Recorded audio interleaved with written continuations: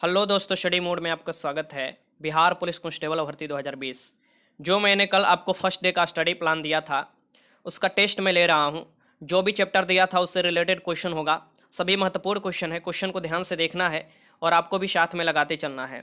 जो भी मैं क्वेश्चन कराऊंगा उसका सोल्यूशन भी बताते चलूँगा। तो चलिए स्टार्ट करते हैं। डेली आपको 3 बजे टेस्ट ये मिलने वाला है, ठीक। सबसे पहला क्वेश्चन यहाँ पर देख सकते हैं कि सिंधु घाटी सभ्यता में घोड़े के अवशेष कहाँ से मिले हैं। सिंधु घाटी जो सभ्यता था, ठीक, तो ये इसके अवशेष कहाँ से मिले हैं घोड़े का, ये आपसे पूछ रहा है। सबसे पहले यहाँ से 2-3 क्वेश्चन बनता है। अगर आप कल ध्यान से पढ़े होंगे जो भी मैंने आपको चैप्टर दिया था सिंधु घाटी सभ्यता इतिहास में, तो यहाँ से ये क्वेश्चन लगा सकते हैं। ठीक, ये हो जाएगा सुरकुटदा। कहीं कहीं कुटड़ा लिखा रहता है, कहीं टा लिखा रहता है, तो सुरकुटदा हो जाएगा यहाँ पर, जहाँ पर घोड़े के अवशेष मिले हैं। ठीक, तो पहले के आंसर क्या हो जाएगा, बी हो जाएगा। ये ध्यान में रखिएगा। देखिए आपसे ये क्वेश्चन पूछे कि सिंधु घाटी सभ्यता का आपको समय पूछे कि कब से कब है, तो 2500 ईस्वी पूर्व से लेके कहीं 1750 दिया रहता है, तो कहीं 1500 ईस्वी पूर्व तक, लेकिन आपको 1750 जहाँ दिया रहता है उसे आपको लगाना है। पूछ सकता है कि कौन सी युगीन सभ्यता थी, तो ये कांस्य युगीन सभ्यता थी। और कौन से ऐतिहासिक, तो आद्य ऐतिहासिक युग से संबंधित यह सभ्यता थी। ठीक, हड़प्पा तथा सिंधु सभ्यता के नाम से ये जाना जाता है। ठीक, ये ध्यान रखिएगा। और ये जो सभ्यता है ये मेसोपोटामिया या मिस्र के प्राचीन सभ्यताओं के समकालीन है, कि जो उस समय थे। और इस सभ्यता में कैसा चित्र मिला है, तो भाव चित्रात्मक लिपि मिला है, जो कि अभी तक पढ़ा नहीं गया है। ठीक, चित्र के रूप में है। तो ये सब पूछ सकता है क्वेश्चन, आपको आराम से लगा लेना। पहले के आंसर बी हो जाएगा। क्वेश्चन नंबर दूसरा देखिए कि निम्नलिखित में किस पदार्थ का उपयोग हड़प्पा काल के मुद्राओं के निर्माण में मुख्य रूप से किया जाता था। ये आपके सामने क्वेश्चन है कि निम्नलिखित में किस पदार्थ का उपयोग हड़प्पा काल के मुद्राओं के निर्माण में किया जाता था। तो इसमें किसका किया जाता था, तो मुद्रा बनाने में यह सेलखड़ी का उपयोग किया जाता था। पहले के आंसर क्या हो जाएगा, सी हो जाएगा। ऐसे क्वेश्चन पूछ सकता है। ठीक, ये ध्यान में रखिएगा। आगे चलते हैं, क्वेश्चन देखते हैं। क्वेश्चन नंबर 3 देखिए कि हड़प्पा सभ्यता किस युग की सभ्यता है। मैंने आपको पहले ही बताया हड़प्पा सभ्यता किस युगीन सभ्यता है, तो ये कांस्य युगीन सभ्यता है। कांस्य युगीन सभ्यता है। और कौन से काल में आएगा, तो आद्य ऐतिहासिक युग किस संबंधित है। अगर इसमें दे आद्य ऐतिहासिक तो आप लगा लीजिएगा। ठीक, इसे ध्यान से रखिएगा। इसका लिपि पूछे तो भाव चित्रात्मक लिपि थी। ये सब आपको लगा लेना है।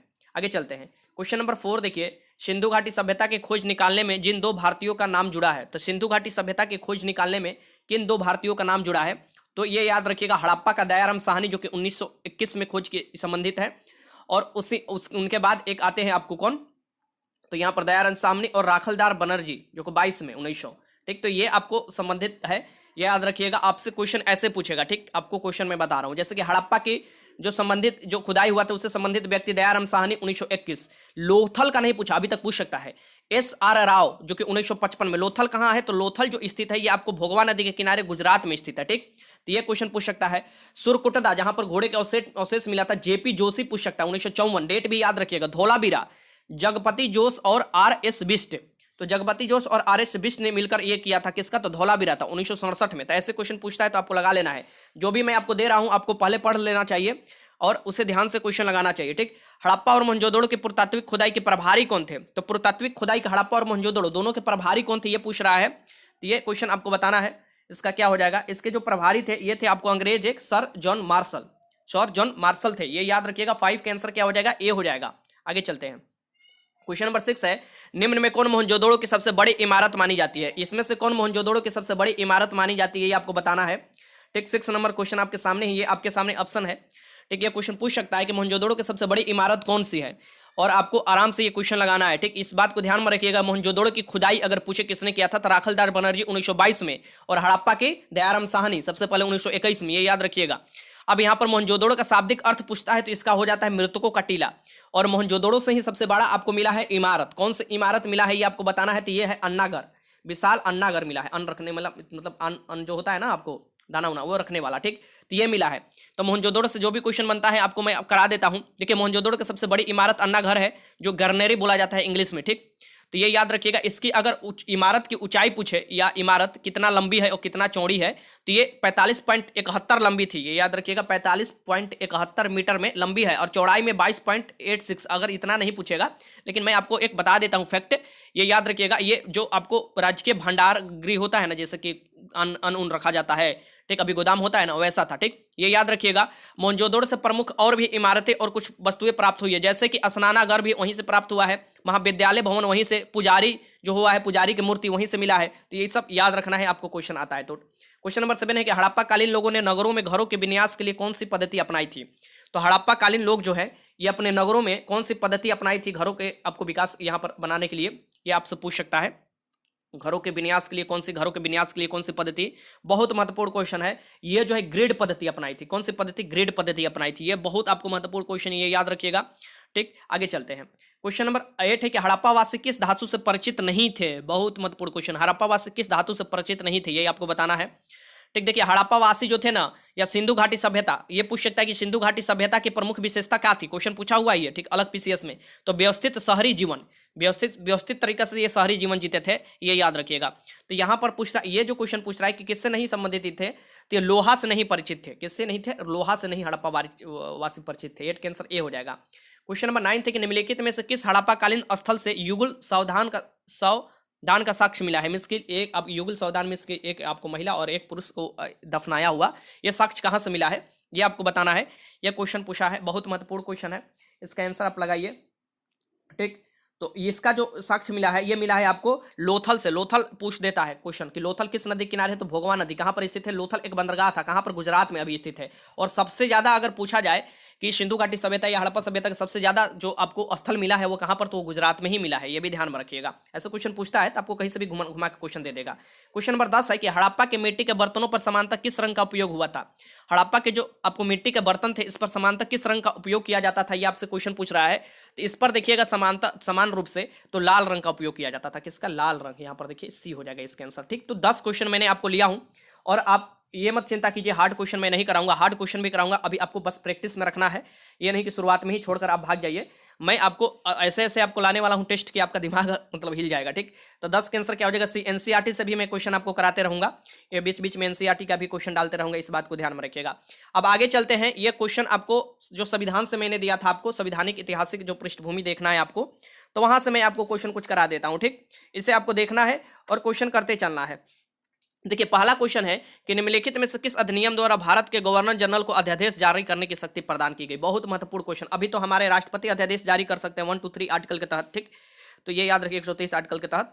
तो ये आपसे क्वेश्चन क्या पूछ रहा है कि निम्नलिखित में से किस अधिनियम द्वारा भारत के गवर्नर जनरल को अध्यादेश जारी करने की शक्ति, भारत के जो गवर्नर जनरल थे उन्हें अध्यादेश जारी करने की शक्ति कब प्राप्त हुआ, ये आपसे क्वेश्चन है। बहुत महत्वपूर्ण क्वेश्चन है, आपको लगाना है। ठीक, ये बताइए कब मिला था, ध्यान से लगाइए क्वेश्चन, और सभी क्वेश्चन को ध्यान से करते चलना है। तो इसका आंसर कब हो जाएगा, इसका आंसर हो जाएगा आपको 1900 आप माफ कीजिएगा 1861 का जो एक्ट आया था उस समय 1861 के एक्ट में ये प्रदान किया गया था। तो 11 का आंसर क्या हो जाएगा, ए हो जाएगा। क्वेश्चन नंबर 12 देख लेते हैं। क्वेश्चन नंबर 12 क्या कर रहा है। ठीक, क्वेश्चन नंबर 12। ठीक, ये आपको देखिए कि रेगुलेटिंग एक्ट कब पारित हुआ। रेगुलेटिंग एक्ट के बारे में पूछ रहा है, रिपीटेड क्वेश्चन है, बार बार पूछता है। रेगुलेटिंग एक्ट कब पारित हुआ है ये आपको बताना है। ठीक, तो रेगुलेटिंग एक्ट जो पारित हुआ था ये 1773 में पारित हुआ था। ठीक, 1773 में। दो युद्ध का भी नाम याद रखिएगा, निर्णायक युद्ध। एक प्लासी का युद्ध जो हुआ था ये 1757, और उसके बाद निर्णायक युद्ध 1764 का हुआ था। ठीक, फिर इलाहाबाद की संधि आपको 1765 में हुई थी, और फिर उसी के बाद आपको कंपनी पर रेगुलेट करने के लिए ब्रिटेन में रेगुलेटिंग एक्ट लाया गया, और 1773 रेगुलेटिंग एक्ट भारत में पारित किया गया। ठीक, ये याद रखिएगा। 12 का आंसर बी हो जाएगा। क्वेश्चन नंबर 13 है कि महारानी विक्टोरिया को भारत के सामग्रिक कब नियुक्त किया गया। तो महारानी विक्टोरिया को भारत के सामग्रिक कब नियुक्त किया गया ये आपको बताना है। तो आपको पता है 1857 के बाद में ही इन्हें नियुक्त किया गया था, विद्रोह के बाद में ही। फिर 1861 का एक्ट आया, उसके बाद 1876 में इन्हें भारत के सामग्री नियुक्त किया गया था। ठीक, ये याद रखिएगा। 13 का आंसर डी हो जाएगा। क्वेश्चन नंबर 14 है कि मार्लो मिंटो सुधार का उद्देश्य क्या था। मार्लो मिंटो सुधार आया कब था, ये क्वेश्चन डायरेक्ट पूछ सकता है। मार्लो मिंटो सुधार जो आया था ये 1909 में आया था। ठीक, और इसका मात्र एक ही उद्देश्य था, फुट डालो और शासन करो। इसकी भारत जो यहाँ पर है इसकी ये जो है पृथक निर्वाचन प्रणाली, पृथक निर्वाचन प्रणाली यहाँ पर हो जाएगा आपको। ठीक, कि मुसलमानों के लिए अलग पृथक प्रणाली होगा, वो सिर्फ उसी में वोट डालेंगे, और इसी में यहाँ पर क्या हुआ, लोग में आपको असंतोष उत्पन्न हुआ धार्मिक नाम पर, और ये आपको कामयाब हो गया अंग्रेजों का जो मार्लो मिंटो सुधार के नाम से आया था, लेकिन ये सबसे बड़ा वैमनस्य पैदा कर दिया लोगों के बीच में। ठीक, तो 14 का आंसर बी हो जाएगा। क्वेश्चन नंबर 15 कि अखिल भारतीय महासंघ स्थापित करने का प्रावधान शामिल किया गया। अखिल भारतीय महासंघ में इसके पूरे भारत के जितने भी रजवाड़े हैं और जितने भी भारत के अलग अलग छोटे छोटे प्रिंसली स्टेट थे सबको एक में बांधना में इसकी अखिल भारतीय भारत स्थापित करने का जो प्रावधान शामिल किया गया था, जिसे बाद में सरदार वल्लभ भाई पटेल जो थे वो मुमकिन किए थे। ठीक, ये याद रखिएगा। इन्हें लौह पुरुष कहा जाता है, इन्हें बिस्मार्क भी बोला जाता है, सरदार वल्लभ भाई पटेल को। तो यहाँ पर क्या हो जाएगा, ये आपको हो जाएगा, ये आपको देखिए अखिल भारतीय महासंघ स्थापित करने का प्रावधान शामिल किया गया था। ये शामिल किया गया था भारतीय शासन अधिनियम जो सरकार का आया था उस समय 1935, इसी अधिनियम के द्वारा, और इसी अधिनियम के हमारे संविधान में सबसे ज्यादा प्रावधान भी लिए गए हैं सब, ये याद रखिएगा। क्वेश्चन नंबर 16 देखिए कि भारत में पहली बार जनगणना हुई। जनगणना आपको इकोनॉमिक्स का भी चैप्टर है और ज्योग्राफी का भी चैप्टर है, तो दोनों में सम्मिलित रूप से मैंने आपको दिया था करने के लिए। तो जनगणना से देखिए भारत में पहली बार जनगणना कब हुई थी, डायरेक्ट क्वेश्चन, ये रिपीटेड क्वेश्चन है, इससे आपको याद रखना चाहिए। जो भारत में पहली बार जनगणना दे और नियमित जनगणना दे, दोनों में अंतर हो जाता है। तो अगर पहली बार जनगणना दे तो वो हुआ था आपको 1872 में, 1872 में हुआ था, ये याद रखना है आपको। और अगर नियमित जनगणना दे तो 1881 से नियमित जनगणना स्टार्ट हो गया था, हर 10 साल के बाद, ठीक, ये याद रखिएगा। तो 16 का आंसर ए हो जाएगा। क्वेश्चन नंबर 17 है कि भारत में पहली बार जनगणना किसके शासन कार्यकाल में संपन्न हुई, किसके शासन कार्यकाल में संपन्न हुई, ये आपको बताना है। तो ये हुई थी लॉर्ड मेयो के शासनकाल में, लॉर्ड मेयो के शासनकाल में सबसे पहले संपन्न हुई थी आपको भारत में जनगणना, हर 10 साल के बाद जनगणना होता है। क्वेश्चन नंबर 18 है कि 2011 की जनगणना के अनुसार विश्व के कुल जनसंख्या में भारत की भागीदारी लगभग है। तो आपको पता है कि भारत जो क्षेत्रफल के हिसाब से 7वें स्थान आता है पूरे विश्व में, और सबसे बड़ा जो आपको देश है वो आपको रसिया है। लेकिन जनसंख्या के हिसाब से चाइना आता है सबसे बड़ा देश, उसके बाद भारत का स्थान आ जाता है, ये ध्यान में रखिएगा, दूसरे नंबर पर जनसंख्या के हिसाब से, लेकिन जल्दी ओवरटेक कर देगा चाइना को भारत, जिस तरीका से यहाँ से जनसंख्या वृद्धि हो रहा है। यहाँ पर ध्यान में रखिएगा कि जो 2011 की जनगणना हुआ था उसमें विश्व की कुल जनसंख्या में 17.5% खाली भारत की जनसंख्या था, ये याद रखिएगा, भारत की जनसंख्या था। 2.42% के करीब आपको यहाँ पर क्या है, क्षेत्रफल है पूरे विश्व का, इतना क्षेत्रफल, लेकिन जनसंख्या देखिए इतना। और इस बार का जो 2021 में जनगणना होगा और भी ज्यादा हो जाएगा, ये देख लीजिएगा आप लोग। 18 के आंसर सी हो जाएगा। क्वेश्चन नंबर 19 देखिए कि किस राज्य में अनुसूचित जनजाति की जनसंख्या सर्वाधिक है। तो किस राज्य में अनुसूचित जनजाति, जनजाति में इसकी आपको शेड्यूल, आपको ट्राइब होते हैं, ये आपको बताना है। ये जो जनसंख्या अगर पूछे तो ये हो जाएगा मध्य प्रदेश, अगर प्रतिशत पूछे तो मिजोरम में हो जाता है, ठीक, लेकिन जनसंख्या पूछे तो मध्य प्रदेश हो जाता है, प्रतिशत में मिजोरम हो जाता है। मध्य प्रदेश में वनों की क्षेत्रफल की दृष्टि से भी ज्यादा है वन, ये भी ध्यान में रखिएगा। अब यहाँ पर देखिए आप प्रतिशत में देख लीजिएगा, क्योंकि कहीं ना कहीं प्रतिशत में वन में मिजोरम भी नाम आता है, ठीक, और अब जनसंख्या में भी, तो यहाँ पर ध्यान में रखिएगा प्रतिशत के हिसाब से दूसरा हो जाता है और आपको जनसंख्या के हिसाब से दूसरा हो जाता है। मध्य प्रदेश को सोया प्रदेश भी कहा जाता है। अगर ये पूछे आपसे क्वेश्चन कि सबसे बड़ा जनसंख्या वाला आपको राज्य भारत में कौन है, तो ये हो जाएगा उत्तर प्रदेश। और सबसे छोटा पूछे जनसंख्या वाला राज्य, तो ये हो जाएगा सिक्किम। अगर आपसे ये क्वेश्चन पूछ सकता है, ये भी क्वेश्चन पूछ सकता है कि आपको सबसे क्षेत्रफल की दृष्टि से सबसे बड़ा राज्य कौन है, तो राजस्थान हो जाता है। और क्षेत्रफल की दृष्टि से सबसे छोटा राज्य कौन सा हो जाता है, गोवा हो जाता है। ऐसे क्वेश्चन पूछ सकता है, ठीक, आगे चलते हैं। क्वेश्चन नंबर, अब देखिए साक्षरता दृष्टि से अगर पूछे सबसे साक्षर राज्य कौन सा है, तो केरल हो जाएगा। और सबसे मतलब निचले पायदान पर कौन है, तो बिहार हो जाएगा, ठीक, अपना बिहार हो जाएगा, ये ध्यान में रखिएगा। क्वेश्चन नंबर 20 है कि भारत के निम्नलिखित राज्यों में किस एक का जनसंख्या घनत्व सबसे कम है। तो सबसे कम जो जनसंख्या घनत्व है ये पूछ रहा है किसका है, तो सबसे कम इसकी 1 किलोमीटर लंबाई चौड़ाई में निवास करने वालों की संख्या पूछता है, वही जनसंख्या घनत्व होता है। तो ये सबसे कम अरुणाचल प्रदेश का, ये हमारा सबसे पूर्वी राज्य है और इसमें जनसंख्या घनत्व सबसे कम है। अगर बात किया जाए सबसे ज्यादा जनसंख्या घनत्व किसका है, तो बिहार का ही है, बिहार का है। बिहार याद रखिएगा जनसंख्या की दृष्टि से तीसरे स्थान पर आता है, पहले स्थान पर सबसे ज्यादा जनसंख्या उत्तर प्रदेश, दूसरे में महाराष्ट्र और तीसरे पर बिहार आता है, ठीक, लेकिन जनसंख्या दृष्टि से बिहार सबसे पहले स्थान पर आता है पूरे भारत में, ये याद रखिएगा। क्वेश्चन नंबर 21 के निम्नलिखित में से किस एक राज्य में इसकी कुल जनसंख्या में ग्रामीण जनसंख्या के प्रतिशतता सर्वोच्च है। ग्रामीण जनसंख्या की जो प्रतिशतता सर्वोच्च है ये आपको बताना है, इस किस राज्य में है जो ग्रामीण जनसंख्या सबसे ज्यादा है 2011 जनगणना के अनुसार। तो आप देखिएगा ऑप्शन के अनुसार चलिए, तो ये आपको हिमाचल प्रदेश में सबसे ज्यादा हो जाएगा। कौन से, हिमाचल प्रदेश में, ये याद रखिएगा, जो कि ग्रामीण जनसंख्या सबसे आपको ज्यादा है, प्रतिशत के हिसाब से ये पूछ रहा है ना, हाँ प्रतिशत के हिसाब से पूछ रहा है, ये याद रखिएगा। क्वेश्चन नंबर 22 है कि निम्नलिखित में भारतीय संघ शासित क्षेत्रों में किस एक में लिंग अनुपात 1000 से ऊपर है। लिंगानुपात 1000 से ऊपर है, ये आपको बताना है, इसमें से किससे लिंगानुपात 1000 से ऊपर है। आपको कौन पूछ रहा है, केंद्र शासित प्रदेश पूछ रहा है, ये भी ध्यान में रखिएगा, ठीक, जो क्वेश्चन पूछता है उसे ध्यान में आपको रखकर चलना होगा। चलिए बताइए, झट से बताइए आप लोग, ठीक, तो इसमें क्या हो जाएगा, इसमें हो जाएगा आपको पांडुचेरी, पांडुचेरी हो जाएगा। पांडुचेरी के कुछ विशेषता भी आपको याद रखना चाहिए, पांडुचेरी के बारे में आप जान लीजिए, ठीक है। पांडुचेरी से क्वेश्चन जब बनता है तो पांडुचेरी में आपको विधानसभा भी है। ऐसे 3 अभी राज्य हैं जिसमें 2 आपको 3 ऐसे केंद्र शासित राज्य हैं जहां पर विधानसभा है। अब ऐसे क्वेश्चन घुमा फिरा कर पूछता है तो क्या लगाइएगा, तो ये हो जाएगा आपको दिल्ली एक हो जाएगा जहां पर विधानसभा है, एक पांडुचेरी हो जाएगा, और अभी एक जम्मू कश्मीर जो बनाया गया है केंद्र शासित राज्य उसमें भी विधानसभा है, ठीक, तो ऐसे क्वेश्चन बन सकता है। तो 1000 से हो जाएगा ये पांडुचेरी। सबसे अच्छा जो लिंगानुपात है या सबसे ज्यादा है वो किसका है, तो वो याद रखिएगा सबसे ज्यादा केरल का है। क्वेश्चन नंबर 23 देखिए कि भारत में सबसे लंबा सड़क पुल कौन सा है। भारत में सबसे लंबा जो सड़क पुल है ये कौन सा है, ये आपको बताना है। सड़क पुल देखिए, इससे पहले आपको महात्मा गांधी सेतु जो था, जो पटना वाला था, पटना हाजीपुर को जोड़ता था, लेकिन अब जो हो चुका है ये भूपेन हजारिका सेतु है। तो इसका आंसर क्या हो जाएगा, बी हो जाएगा, भूपेन हजारिका सेतु, ये याद रखिएगा सब में, ठीक। तो ये 23 का आंसर क्या हो जाएगा, यहाँ पर बी हो जाएगा, भारत में सबसे लंबा सड़क पुल कौन सा है, ठीक, ये याद रखिएगा। क्वेश्चन नंबर आपको 24 है कि भारत में मीठे पानी का सबसे बड़ी झील कौन है? तो भारत में मीठे पानी का जो सबसे बड़ी झील है ये आपको बुलर झील है, जो कि आपको जम्मू कश्मीर में मिलेगी।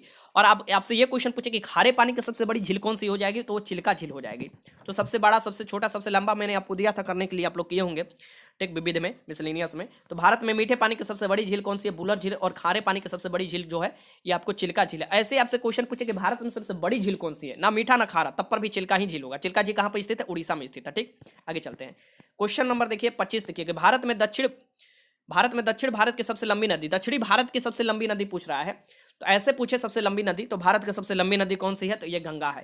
लेकिन दक्षिणी भारत की पूछे तो ये आपको गोदावरी हो जाएगी। ठीक, ये ध्यान में रखिएगा 2-3 बात कि जो नर्मदा है, ताप्ती है, ये जो नदी है ये आपको पश्चिम की ओर रिफ्ट वैली से होकर जाकर आपको अरब सागर में गिरती है। और यहाँ पर कावेरी जो है ये दक्षिण की गंगा बोला जाता है। दक्षिण भारत की गंगा कावेरी को बोला जाता है। और दक्षिणी गंगा दक्षिण भारत की गंगा में अंतर है। दक्षिण भारत की गंगा पूछे तो कावेरी, और दक्षिणी गंगा पूछे तो गोदावरी। ये सब याद रखना है। क्वेश्चन नंबर 26 है कि भारत का सर्वोच्च सम्मान कौन सा है? भारत में भारत का जो सर्वोच्च सम्मान है ये कौन सा है, ये आपको बताना है। यह है भारत रत्न। कब से देने स्टार्ट हुआ है? तो 1954 से। ये याद रखिएगा, ये भारत रत्न है। उस समय 3 लोगों को दिया गया था। ठीक, 2019 में भी 3 लोगों को दिया गया था। आगे चलते हैं। क्वेश्चन नंबर 27 है कि भारत में सबसे लंबी नहर कौन है? तो भारत में सबसे लंबी नहर कौन है ये आपको बताना है। ध्यान से लगाइए और बताइए। ठीक, भारत में सबसे लंबी जो नहर है ये इंदिरा गांधी नहर है। राजस्थान में किरेड़ बोला जाता है इस नहर को। तो भारत में सबसे लंबी नहर जो है इंदिरा गांधी नहर है। 27 का आंसर ए हो जाएगा। क्वेश्चन नंबर 28 है कि भारत में सबसे लंबा रेलवे प्लेटफॉर्म कौन सा है? तो भारत में सबसे लंबा रेलवे प्लेटफॉर्म जो हो जाएगा ये उत्तर प्रदेश के गोरखपुर वाला रेलवे प्लेटफॉर्म हो जाएगा। ये सब आपको याद रखना है। क्वेश्चन नंबर 29 है कि भारत में सबसे लंबी तट रेखा वाला राज्य कौन सा है? ये देखिए क्वेश्चन आ गया। ठीक, ये ऑप्शन में आपको सब दिखा देता हूँ। देखिए सबसे लंबी तट रेखा वाला राज्य, भारत में सबसे लंबी तट रेखा वाला राज्य कौन सा? ये देखिए तट रेखा की बात किया जाए तो ऐसे आपको 9 राज्य मिलेंगे जो कि आपको तट रेखा से ऐसे मिलते हैं, आपको पता ही होना चाहिए। ठीक, यहाँ पर मैं आपको कुछ जानकारी दे देता हूँ कि जो सबसे लंबा तट रेखा है ये गुजरात का है। सबसे लंबा जो तट रेखा वाला राज्य है इसके समुद्र से जो लगता है ये गुजरात को, उसके बाद आंध्र प्रदेश का स्थान आता है। ठीक, तो इसका आंसर क्या हो जाएगा? गुजरात हो जाएगा। क्वेश्चन नंबर 30 है कि दो देशांतर रेखाओं के बीच की दूरी निम्न में से किस नाम से जानी जाती है? तो दो देशांतर रेखा और अक्षांश रेखा, पृथ्वी का मैं रफली ये आपको पिक्चर बना दिया। ये जो होता है ये विषुवत रेखा है, 0 डिग्री अक्षांश रेखा है। ठीक, तो ये वाला जो भी रेखा होते हैं ये आपको अक्षांश रेखा होते हैं। ये जो रेखा है ये 23.5 डिग्री उत्तरी अक्षांश रेखा है, जिसे हम लोग क्या बोलते हैं? जिसे आपको बोला जाता है कर्क रेखा। और आपको 23.5 डिग्री जो दक्षिणी अक्षांश रेखा है ये इसे मकर रेखा बोला जाता है। ठीक, तो कर्क रेखा जो होता है ये भारत के बीचों बीच से होकर गुजरता है, ये भी आपको पता होना चाहिए। और 8 राज्यों से गुजरता है। ठीक, 8 राज्यों का आपको नाम होना चाहिए। जब मैं आपको कराऊंगा वैसे क्वेश्चन तो कराऊंगा, अभी मैं आपको बता रहा हूं। ये विश्व आपको जो विश्व भूगोल आता है वहां से दो देशांतर रेखाओं के बीच की दूरी को निम्न में से किस नाम से जानी जाती है? तो दो देशांतर रेखा कौन हुआ? तो ये देखिए 0 डिग्री देशांतर रेखा, ग्रीनिच रेखा भी बोला जाता है इसे, ग्रीनिच, ये 0 डिग्री हुआ। अब यहाँ पर देखिएगा ऐसे से जो खड़े वाले लाइन होते हैं यही सब क्या कहलाते हैं? ये आपको देशांतर रेखा कहलाती है। याद रखिएगा ये देशांतर जो कि सबसे जो आपको बीच की सबसे दूरी जो होती है ये आपको यहाँ पर देखने को मिलेगी। ठीक, देशांतर रेखाओं की आपको दूरी के बीच को कोरे कहा जाता है। दो देशांतर रेखाओं के बीच की दूरी को देर है। देशांतर रेखाओं की संख्या 360 है, ये भी याद रखिएगा। आगे चलते हैं। क्वेश्चन नंबर 31 है कि पृथ्वी के उत्तरी ध्रुव और दक्षिणी ध्रुव को मिलाने वाली रेखा को क्या कहा जाता है? वही क्वेश्चन आ गया आपको। देखिए ये रहा उत्तरी ध्रुव, ये रहा दक्षिणी ध्रुव, दोनों को मिला देने वाली रेखा क्या कहलाती है? देशांतर रेखा कहलाती है। ठीक, और आपको जो ये वाला रेखा होती है सबसे बड़ा अक्षांश रेखा पूछे तो ये 0 डिग्री आपको अक्षांश रेखा, जिसे आपको विषुवत रेखा भी बोला जाता है और जिसे भूमध्य रेखा भी बोला जाता है। ठीक, ये याद रखिएगा। क्वेश्चन नंबर 32 है कि धरातल पर, ये क्वेश्चन करा दिया, यहाँ अंतर्राष्ट्रीय, देखिए अंतर्राष्ट्रीय आपको रेखा जो पूछेगा आगे क्वेश्चन में ले रखा हूं। धरातल पर 1 डिग्री अक्षांश दूरी निम्न में से किसके बराबर होती है? अक्षांश दूरी जो 1 डिग्री की अक्षांश दूरी होती है ये किसके बराबर होती है ये पूछ रहा है। तो ये होती है 111 किलोमीटर के बराबर होती है। 111 किलोमीटर, ये सब याद रखना है 32 का भी। क्वेश्चन नंबर 33 है कि ग्रीनविच माध्यम समय GMT तथा भारतीय प्रमाणक समय जो IST है, इंडियन स्टैंडर्ड टाइम, ठीक, के बीच में समय अंतराल कितना होता है? तो जो ग्रीनविच है यहाँ पर देखिए, ये मैंने बोला था 0 डिग्री जो अक्षांश, ये देशांतर रेखा, ये ग्रीनविच है जो ग्रेट ब्रिटेन लंदन से होते हुए पार होता है, ये 0 डिग्री है, देशांतर रेखा है। ठीक, ये ध्यान में रखिएगा। और यहाँ भारत से ऐसे बीचों बीच ऐसे होकर जो पार होता है ये आपको 82.5 डिग्री होता है, 82.5 डिग्री। और ये 5.5 घंटा आगे है यहाँ से, 0 डिग्री 5.5 घंटा पूरा मिस की आगे है। ठीक, तो ये 5 घंटा 30 मिनट आगे है, ये 82.5 डिग्री है। ये भी याद रखिएगा, क्वेश्चन पूछ सकता है कि कौन से आपको देशांतर आपको टाइमलाइन मारा गया है भारत में, और ये इलाहाबाद के नैनी से होकर गुजरता है। तो इसका आंसर क्या हो जाएगा? बी हो जाएगा।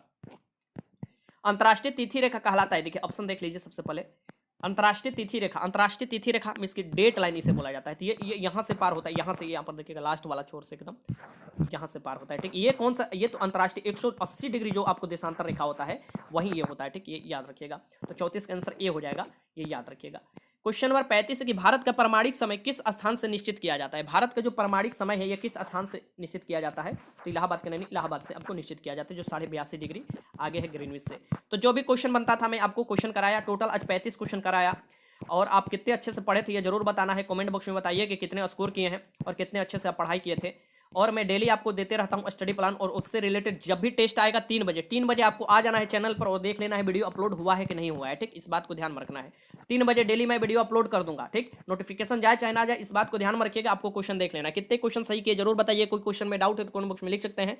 वीडियो अच्छा लगा तो लाइक कीजिएगा। वीडियो देखने का आपका बहुत बहुत धन्यवाद।